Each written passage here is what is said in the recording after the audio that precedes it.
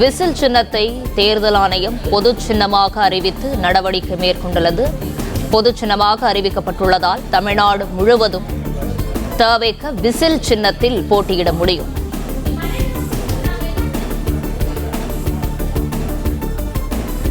தமிழக வெற்றிக் கழகம் கேட்ட விசில் சின்னத்தையே தேர்தல் ஆணையம் தமிழக வெற்றிக் கழகத்திற்கு ஒதுக்கியிருக்கிறது.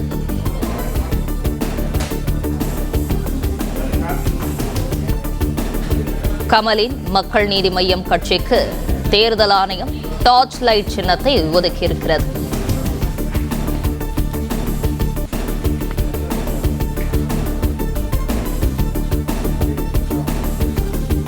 அண்மை செய்தியாக பார்த்து வருகிறோம். விஜயின் தவேகாவுக்கு தேர்தல் ஆணையம் விசில் சின்னம் ஒதுக்கியிருக்கிறது. இது குறித்தான மேலும் விவரங்களை வழங்குவதற்காக இணைப்பில் இணைந்திருக்கிறார் செய்தியாளர் மகேந்திரன். மகேந்திரன், வணக்கம். விவரங்களை பகிரலாம். வருகிற 2026 சட்டமன்ற தேர்தலில் தமிழக வெற்றிக் கழகம் சார்பில் போட்டியிடக்கூடிய வேட்பாளர்களுக்கு பொது சின்னம் ஒதுக்க வேண்டும் என்று தமிழக வெற்றிக் கழகம் சார்பில் தேர்தல் ஆணையத்திலிருந்து மனு அளிக்கப்பட்டிருந்தது, கோரிக்கையாக வைக்கப்பட்டிருந்தது. இந்நிலையில் தான் தமிழக வெற்றிக் கழகத்துக்கு விசில் சின்னத்தை தேர்தல் ஆணையம் ஒதுக்கியிருக்கிறது. தமிழக வெற்றிக் கழகம் சார்பில் வரக்கூடிய 2026 சட்டமன்ற தேர்தலில் போட்டியிடக்கூடிய வேட்பாளர்கள் விசில் சின்னத்தில் போட்டியிடலாம் என்று தேர்தல் ஆணையம் தற்பொழுது அறிவித்திருக்கிறது. இந்த விசில் சின்னம் அவர்களுக்கு ஒதுக்கப்பட்டிருக்கிறது.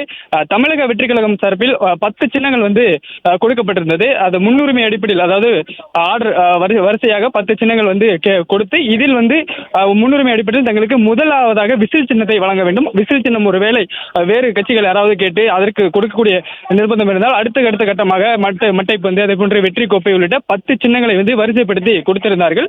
அதில் தமிழக வெற்றி கழகம் பிரதானப்படுத்தி கேட்டிருந்த விசில் சின்னமே அவர்களுக்கு ஒதுக்கப்பட்டிருக்கிறது. வரக்கூடிய 2026 சட்டமன்ற தேர்தலில் தமிழக வெற்றி கழகம் சார்பில் போட்டியிடக்கூடிய வேட்பாளர்கள் விசில் சின்னத்தில் போட்டியிடுவார்கள். அதன் அடிப்படையில் தற்போது விசில் சின்னம் தேர்தல் ஆணையம் ஒதுக்கி இருக்கிறது. தமிழக வெற்றி கழகத்தை பொறுத்தவரை தற்போது வரை இந்த கூட்டணி விவகாரங்கள் எதுவுமே நிறைவேறாமல் இருக்கிறது. தமிழக வெற்றி கழகம் கூட்டணி அமைக்கும் என்று தொடர்ச்சியாக பேசப்பட்டு வந்தது. டிசம்பர் இறுதிக்குள் கூட்டணி முடியாகும் என்று சொல்லியிருந்தார்கள். அதன் பிறகு ஜனவரி மாதம் இறுதிக்குள் முடியாகும் என்று சொல்லியிருந்தார்கள். இருந்தாலும் தற்போது வரை தமிழக வெற்றி கழகத்தில் கூட்டணியில் எந்த ஒரு கட்சியும் இணையாத ஒரு சூழ்நிலை தான் நீடிக்கிறது.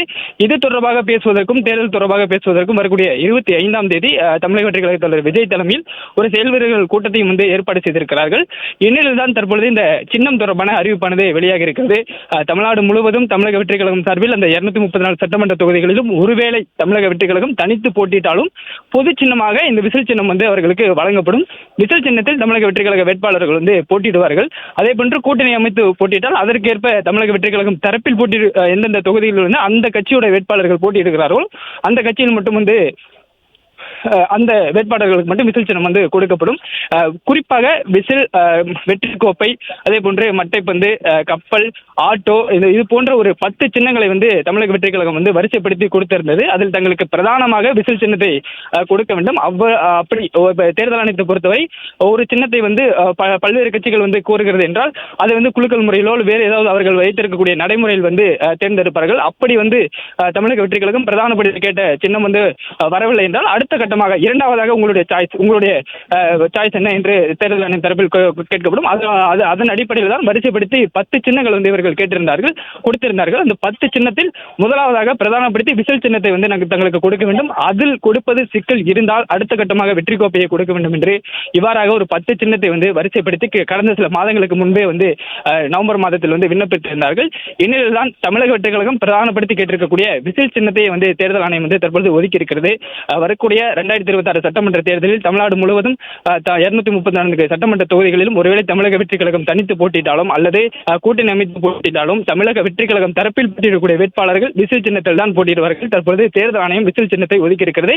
அதே போன்று மக்கள் நீதி மய்யம் கட்சிக்கும் அவர்கள் டார்ச் சின்னத்தை ஏற்கனவே டார்ச் சின்னத்தில் போட்டியிருந்தார்கள், பேட்டரி டார்ச் சின்னத்தில் போட்டியிருந்தார்கள்.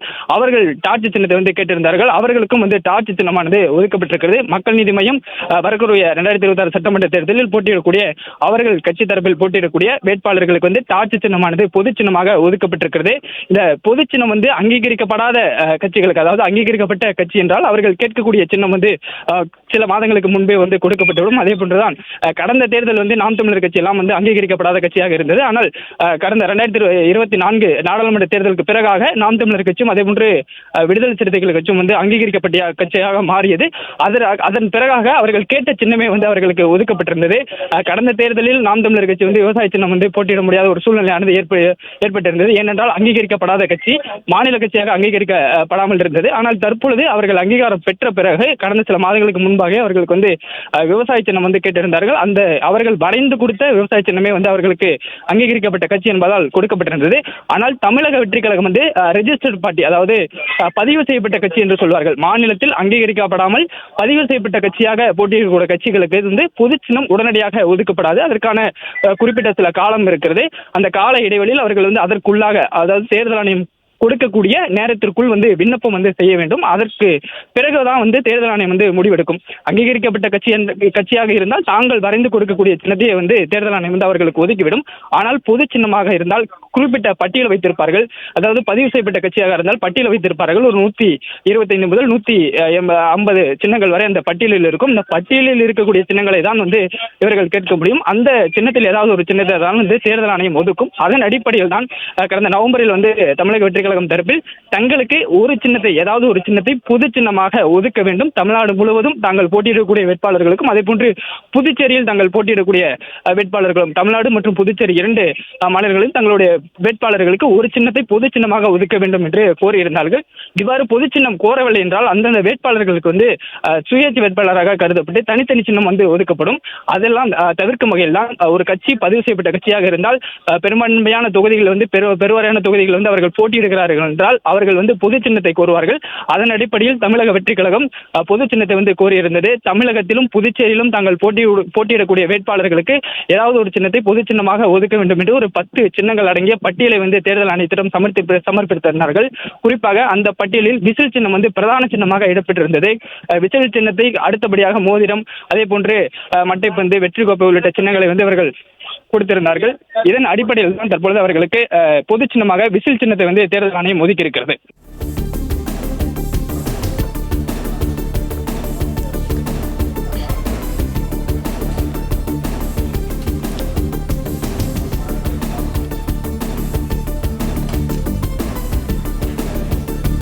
இதுகுறித்தான விவரங்களை தொடர்ந்து வழங்கவிருக்கிறார் செய்தியாளர் யுவராஜ். தமிழக வெற்றிக் கழகம் கேட்ட விசில் சின்னத்தையே தேர்தல் ஆணையம் ஒதுக்கியுள்ளது. மேலும் விவரங்களை தொடர்ந்து பகிரலாம். வணக்கம். வருகின்ற 2026ஆம் ஆண்டுக்கான இந்த சட்டமன்ற தேர்தலில் போட்டியிடும் போது பதிவு செய்யப்பட்ட கட்சிகள், அங்கீகரிக்கப்படாத அரசியல் கட்சிகள் என்ற இந்த கட்சிகள் வந்து பொது சின்னத்தை கோரி விண்ணப்பிக்கான அந்த உரிமைகளானது இருக்கின்றது இந்திய தேர்தல் ஆணையத்தினுடைய விதிமுறைகளின்படி. அதன்படி தமிழக வெற்றி கழகமும் தங்களுக்கான அந்த சின்னத்தை இந்திய தேர்தல் ஆணையத்தின் மூலமாக விண்ணப்பமாக ஏற்கனவே கடந்த 2 மாதங்களுக்கு முன்பாக வழங்கியிருந்தது. அந்த தரப்பில் தமிழக வெற்றி கழகத்தினுடைய தரப்பிலிருந்து வெற்றி கோப்பை, ஆட்டோ மற்றும் இந்த விசில் சின்னம் என்கின்ற இந்த சின்னங்களானது, கிரிக்கெட் மட்டை போன்ற இந்த சின்னங்களானது தமிழக வெற்றி கழகம் சார்பில் தங்களுடைய கட்சிக்கான அந்த சின்னமாக வழங்க வேண்டும் என்று இந்திய தேர்தல் ஆணையத்தின் மூலமாக கோரிக்கையானது, விண்ணப்பமானது வைத்திருந்தது. அந்த வகையில் இந்த சின்னங்களானது மக்களிடையே எளிதில் கவரக்கூடிய வகையிலும், அதே போன்று மக்களுடைய மனதில் பதியக்கூடிய வகையிலும் இருக்கும் என்று தமிழக வெற்றி கழகம் சார்பில் அந்த எண்ணமானது இருந்தது. தொடர்ந்து விஜய் நடித்திருக்கக்கூடிய திரைப்படங்கள், இதனை சார்ந்து ஏதாவது ஒரு காட்சிகளோ ஏதாவது ஒரு வசனங்களோ இதில் இருக்கக்கூடிய இந்த சின்னங்களை சுற்றி இருக்கும். அந்த வகையில் தமிழக வெற்றி கழகம் சார்பில், அதாவது தேர்தலில் போட்டியிடாத அங்கீகரிக்கப்படாத கட்சியான தமிழக வெற்றி கழகமானது தங்களுக்கு பொதுவான அந்த சின்னத்தை ஒதுக்கப்பட வேண்டும் என்கின்ற அந்த விதிமுறைகளின்படி தங்களுக்கு அந்த பொது சின்னத்தை வழங்க வேண்டும் என்று அந்த கோரிக்கையானது வைக்கப்பட்டிருந்தது. தமிழக வெற்றி கழகம் இன்னும் எந்த தேர்தலையும் சந்திக்காத நிலையில் தமிழக வெற்றி கழகம் பதிவு செய்யப்பட்ட ஆனால் அங்கீகரிக்கப்படாத கட்சி என்கின்ற ஒரு நிலையில் இது போன்ற தேர்தலில் சந்திக்காத ஒரு கட்சியானது பொதுவான சின்னத்தை வழங்க தேர்தல் ஆணையத்திடம் கோரிக்கை வைக்க முடியும். அதன்படி தமிழக வெற்றி கழகமும் தங்களுடைய இந்த கோரிக்கையானது வைத்திருந்தது. தற்பொழுது இந்த தமிழக வெற்றி கழகத்திற்காக போட்டியிடுவதற்காக இந்திய தேர்தல் ஆணையமானது விசில் சின்னத்தை ஒதுக்கியிருக்கின்றது. இவர்கள் கோரிக்கை வைத்திருக்கக்கூடிய அந்த 3 சின்னங்களில் ஒரு சின்னமான விசில் சின்னத்தை தமிழக வெற்றி கழகத்திற்கு இந்திய தேர்தல் ஆணையமானது ஒதுக்கியிருக்கின்றது. இதற்கு அதன்படி வருகின்ற 2026ஆம் ஆண்டு ஆன அந்த சட்டமன்ற தேர்தலில் 234 தொகுதிகளும் ஒருவேளை தமிழக வெற்றி கழகம் தனித்து போட்டியிட்டால் இந்த சின்னத்தில் தமிழக வெற்றி கழகமானது நிற்பதற்கான அந்த வாய்ப்புகள் இருக்கின்றது.